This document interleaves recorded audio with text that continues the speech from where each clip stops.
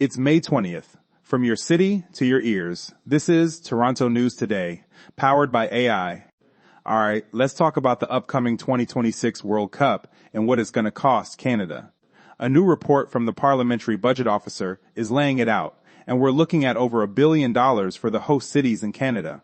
That breaks down to about $82 million per game, which is a pretty hefty price tag for just 13 games being played on Canadian soil. The federal government is chipping in a significant chunk, around $473 million, with the rest falling on provincial and municipal governments.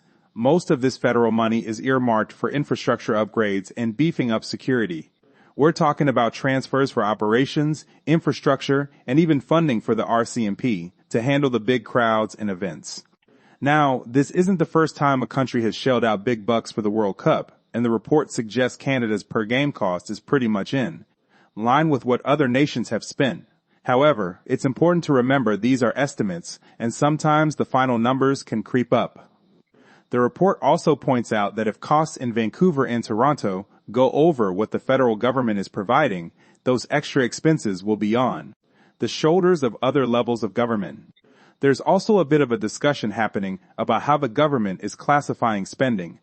The Parliamentary Budget Officer is looking at how the current government defines capital spending, suggesting it might be a bit too broad.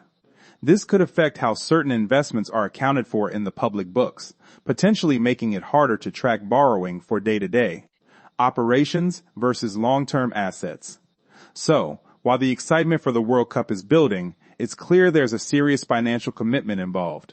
The numbers are big, and the accounting behind it is getting a close look.